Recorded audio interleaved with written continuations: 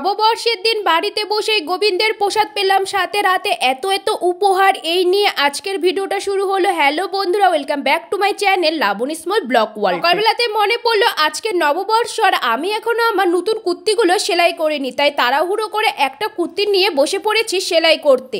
কথায় আছে না, চোর পালালে বুদ্ধি বাড়ে, সেই অবস্থায় কিন্তু আমার হয়েছে। যাই হোক, কুর্তিটা আমার সেলাই করা হয়ে গেছে। আয়নার সামনে এসে একটু ঢং করছিলাম। এরপরে স্নান করে এসে সকলকে জানাই শুভ নববর্ষের আন্তরিক প্রীতি ও শুভেচ্ছা। তোমাদের দিনটা কেমন কাটলো সেদিন অবশ্যই কিন্তু কমেন্ট করে জানিও। যাই হোক, আমি এবার চলে গেছিলাম পুজো দেওয়ার জন্যে। প্রতিবারের মতন এখানে আগের থেকেই সমস্ত ঠাকুরের থালা বাসন মাজা ধোয়া করাই আছে, আর আমি এখানে সমস্ত কিছু জোগাড় করে বসে পড়েছি পূজা দিতে।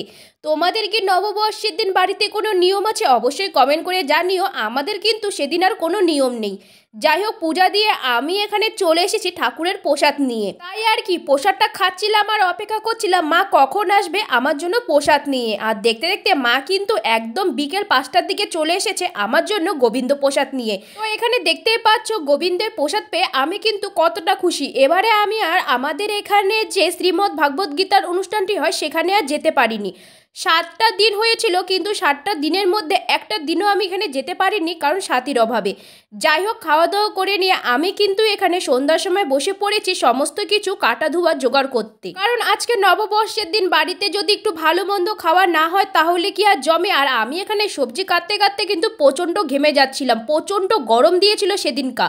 তো যাই হোক, ভাই ওইদিকে নিয়ে আসলো বাজার থেকে টুকটাক কিছু জিনিস, আর সন্ধ্যার সময় শুরু হয়ে গেল বৃষ্টি। আজকে আমার যাওয়ার কথা ছিল চড়কে, কিন্তু এই বৃষ্টির জন্য আমার আর যাওয়া হলো না। যাই হোক, তাই আর কি তাড়াহুড়ো করে বসে পড়েছি রান্না করতে, কারণ কালকে আবার সোমবার নিরামিষের দিন। তাড়াহুড়ো করে না রান্না করলে আবারও রাতে বাসন না মাজলে কালকে মায়ের হয়ে যাবে চাপ। তাই এখানে আমি তাড়াহুড়ো করে রান্না করতে বসে পড়েছি। একদিকে করছিলাম চিকেন কষা, অন্যদিকে করছিলাম বিরিয়ানির জন্য সমস্ত কিছু জোগাড়। তো এখানে আমি চিকেন কষা করছিলাম, আর বিরিয়ানির রেসিপি তো তোমাদের সাথে আগেই একবার শেয়ার করেছি। আমি এবারও কিন্তু কলকাতা স্টাইলে দাদা বৌদির যে বিরিয়ানিটা হয় সেটাই বানানোর চেষ্টা করলাম, কারণ আগেও একবার যে দাদা বৌদি স্টাইলের বিরিয়ানিটি বানিয়েছিলাম সেটা সবার খুব পছন্দ হয়েছিল। তাই ভাবলাম সেটাই বানাই, আর সেটা বানানো কিন্তু খুবই সহজ। বিরিয়ানির রেসিপিটা তোমরা যদি দেখে না থাকো অবশ্যই কিন্তু আমার চ্যানেলে গিয়ে সেটা দেখে নিতে পারবে। তো যাই হোক, এখানে আমার সমস্ত কিছু জোগাড় করা হয়ে গেছে। এখন আমি একে একে ভাতের লেয়ারটা দিয়ে দেব। তোমরা নববর্ষের দিন কি কি খেলে না খেলে অবশ্যই কিন্তু কমেন্ট করে জানাতে পারো। আর তোমরা নববর্ষের দিন কোথায় ঘুরতে গিয়েছো সেটাও কিন্তু কমেন্ট করে জানিও। আমার কিন্তু বাড়িতেই সময়টা কেটে গেছে। তো যাই হোক, বিরিয়ানির একে একে সমস্ত ভাতের লেয়ার দিয়ে দিচ্ছি। এর মধ্যে আমি কিন্তু দুধ পাইনি যেহেতু, তাই গুঁড়ো দুধটা গরম জলের মধ্যে মিশিয়ে দিয়েছি, সাথে এখানে দিলাম সমস্ত রকমের জল। এরপরে এটাকে আমি 35 মিনিটের মতন হতে দেব। বিরিয়ানি বানানো কিন্তু খুবই সহজ, কিন্তু এই সময়টাই হচ্ছে খুবই একটা অধৈর্য সময়, কারণ কখন হবে না হবে সেই অপেক্ষায় আমাদেরকে বসে থাকতে হয়। যাই হোক, অপেক্ষায় আমাকে আর বসে থাকতে হয়নি, কারণ বাবা যেহেতু বিরিয়ানি পছন্দ করে না, তাই বাবার জন্য এখানে আমি রুটিটা ভেজে নিচ্ছিলাম। বাবা এখানে খাবে রুটি আর চিকেন কষা। তো যাই হোক, দেখতে দেখতে কিন্তু আমার এখানে বিরিয়ানিটা ভাপানো হয়েই গেছে। এবারও কিন্তু আমি কড়াইতেই বানিয়েছি, কারণ বড় আর কোনো বাসন ছিল না।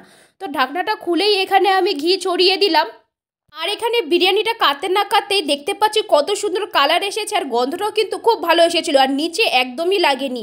তো যাই হোক, এই হলো আমার বিরিয়ানির সম্পূর্ণ লুক। আর সাথে নিয়েছিলাম কিন্তু চিকেন কষা, আর বাবার জন্য এখানে আছে রুটি আর চিকেন কষা। বাবা আর খাবে না বিরিয়ানি। তো যাই হোক, আমি কিন্তু সুন্দর করে থালার মধ্যে সাজিয়ে নিয়ে বসে পড়েছি বিরিয়ানি। আর দেখতেই পাচ্ছ মাংসটা কত সুন্দর সেদ্ধ হয়েছে, আর আলুটা কিন্তু ভালো ছিল না দেখে অতটা ভালো মতন সেদ্ধ হয়নি। তো আমি এখানে জমিয়ে খাওয়া দাওয়া করি। অন্যদিকে ভাই দেখছি কত সুন্দর গিফট নিয়ে এসেছে। তো ভাইকে এখানে দোকান থেকে সমস্ত কিছু গিফট দেওয়া হয়েছিল। প্রথমে একটা ছোট মিষ্টির প্যাকেট, তারপরে ছিল একটা বড় মিষ্টির প্যাকেট। আর এই বড় মিষ্টির প্যাকেটে দেখি কত রকমের মিষ্টি আছে, এর মধ্যে তো অর্ধেক মিষ্টি আমি আগে খাইনি। তো যাই হোক, সেটাই আমি দাদাকে দেখাচ্ছিলাম, দেখ দাদা কত মিষ্টি। সাথে কিন্তু ছিল একটা হটপট, যেটা এখন আমাদের রুটি রাখতে অনেকটাই সুবিধা হবে। তো যাই হোক, হটপটটা কিন্তু খুবই ভালো ছিল আর খুব ভালো কোম্পানির ছিল। তো আজকের ভিডিওটি এতটুকুই। তোমাদের যদি ভালো লেগে থাকে অবশ্যই লাইক, কমেন্ট অ্যান্ড শেয়ার করে দিয়ে পাশে থেকো।